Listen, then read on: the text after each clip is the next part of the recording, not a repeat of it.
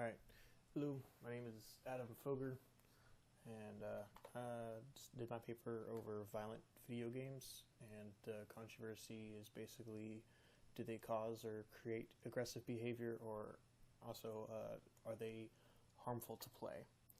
Um, so, pretty much in the background, go ahead and just read my intro and then expand a little bit more. So, the world today is one of technology. It is practically impossible to go one day without interacting with it in some way. The growth of these technologies has been exponential, opening doubts and worries to some that may be skeptical of the good tidings promised. With the emergence of video games around 3 decades ago, there has always been concern to how it might impact those that play them. In 1999, the Columbine High School massacre turned the country on its head, prompting America to try and find the causes.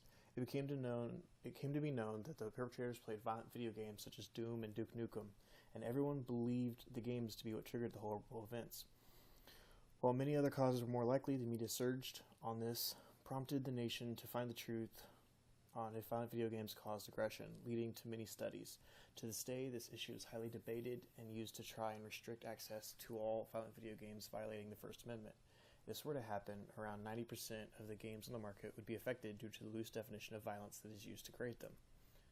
My thesis is both sides have immense studies to back them, but only one has been more objectively looking for the truth in the matter. After many years, more relevant and proper research has revealed not only do violent video games not cause aggression, but can help in multiple ways. This is proved by showing how the Supreme Court has agreed with this sentiment and how violent video games can help kids not only remain stress-free, but teach them kindness. Alright, so going back a little bit on the background, it really, when the high school massacre kind of happened, everybody just thought it was video games, and it kind of created just a huge panic. Everybody thought it was the games, and there's been multiple massacres since then that the second they happened, the media automatically blames that maybe it was violent video games that made them do it, and that was probably the reason why, but more it's pretty much been proven that that's kind of never the case, but I did kind of want to say that. So that's kind of what led to a lot of the studies. Is like kind of, is it the problem for massacre? But even then, just is it does it make people more dangerous? Is it causing more violence? Is it causing more aggression? And most of the studies have said no. So I'm gonna go through that. My first is going to be the Brown vs. Entertainment Merchants Association. So basically what happened was California tried to, in 2005, California tried to make a law that basically said no violent video games would be sold to people under 18. So requiring a parent to be with them, or guardian, to help make that purchase. A lot of other kind of gaming companies, they decided that that actually was violating the First Amendment and would basically affect almost all of their games based on the loose definition of violence being used for these. Now, the definition for violence that they're using for here, even Mario Brothers, like even stuff that even like 4-year-olds could play, would be are games that are being considered violent technically to a degree. And so this was kind of like a strike against the First Amendment for free speech, and it took it all the way up to the Supreme Court in 2011, and basically the Supreme Court cited that it was a violation of free speech. They even at one point said that at the outset, California acknowledges that it cannot show a direct causal link between violent video games and harm to minors. And that was part of the problem, was that they couldn't prove it. They didn't actually, the main study that they used to try to persuade the Supreme Court was actually shot down in every single court before it, because it could not show a definitive proof that that violent video games were harmful or caused aggression. And so the person who did the study was found out to be, his study was flawed, and he even said that it probably wouldn't have been that bad. Even if they are a direct cause, that the harmfulness wouldn't have been that bad. So, Supreme Court basically did 7-2 opinion, struck down that bill, but also put video games under the same blanket as other media like movies and other stuff. So that way, it also had the First Amendment rights of free speech.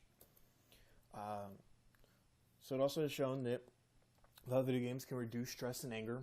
They did multiple studies, and they found that homicides tended to decrease in months following the release of popular M-rated violent video games.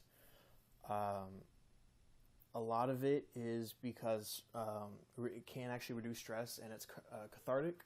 But one of the main beliefs is that basically those that were already violent, the ones that already had violent tendencies, were drawn to these violent video games, and basically they were too distracted playing these violent video games to actually go out on the streets and commit violence.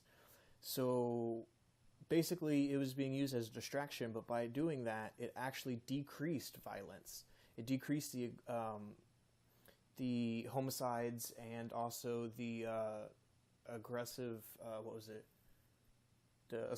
aggressive assaults. So it was actually kind of an opposite, opposite what they were thinking. It actually decreases instead of actually increasing it. They also did a study with over, I think it was like 1,200 kids, and they showed that, at least in the kids, that especially the boys, that they played them mostly to help relax and forget about the problems, and it helps them get their anger out. So, it's very cathartic. It kind of, takes your mind somewhere else. That way you can kind of relax, not think about something else instead of whatever's worrying you. It actually tends, just like regular video games and violent video games both, it just kind of takes your mind off things, so that way you can kind of just relax and just, deal with something else at the moment. So that was actually really good. There's also been proof that violent video games can make kids more social and more moral, because they show that most of these violent video games are mostly action games, so like Call of Duty and all sorts of stuff like that, where you're actually in teams, and this actual team play basically helps actually the kids become more social, because it teaches them a lot of civil,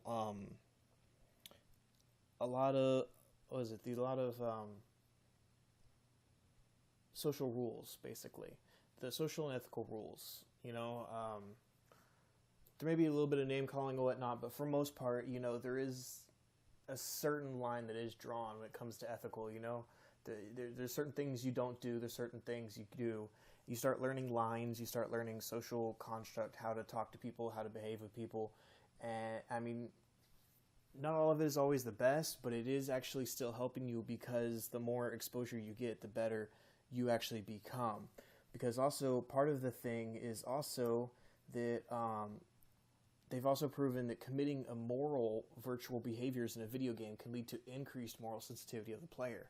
So basically, by doing these horrible things, it actually induces guilt, and by inducing that guilt, it can actually create a more moral person, because they're learning between right and wrong more often than not, because your wrong choices in these video games have wrong, your choices matter in most of these video games. So when you make a wrong choice, you get a wrong effect, and you may not like it.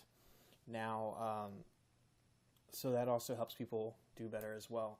A counter argument is that a lot of pediatricians, parents, they all believe it is causing violence. A lot of them all create it, but a lot of the problem is also just the media. A quote right here is, when the media, politicians, or researchers link the murderous rampage of male adolescents with violent video games, they are conveying classic illusionary correlation. These individuals are ignoring that 90% of young males play video games. So that's basically like saying, because you ate, you're a violent, criminal. Like, we all eat. That's a correlation, not a causation. And that's a problem with a lot of these things. The problem with a lot of these studies is they're also not done realistically. they usually, their methodology and practices are flawed in the way that they do things. So all those researchers saying that it does cause all these violence and it does do all of this, it doesn't scale, and it's done too small, and you can't make the jump from someone who's willing to give somebody a loud noise or hot sauce to somebody who's actually going to go out and shoot somebody. So that's also one of the biggest problems as well. So overall, though, I mean, research has just shown that pretty much violent video games don't make violent people. It's actually good. Now, I will say that the ESRB is there for a reason. The Entertainment Software Rating Board, they rate video games and put on, like M for mature, and different ratings. Now, those are there to make sure that nobody too young is exposed to anything too necessarily violent. And that right there is basically the good filter that has actually been working. Even the Supreme Court that I mentioned earlier, the Supreme Court case, even the Supreme Court decided that the ESRB was doing a good job of evaluating these games and doing a good job with that. So basically, it's really up to the parents really to make that decision and get involved with their kids to make sure they're not playing anything too violent necessarily for their age. But studies have just shown that that as long as you follow those guidelines, that violent video games do not cause real world violence, because kids can tell the difference between reality and fantasy. But it is up to the parents. Hopefully, though, it's a battle on information, though. Hopefully, this information can get to people so that way they can see it and know it. Anyway, I'm kind of over time right now, so y'all have a good one.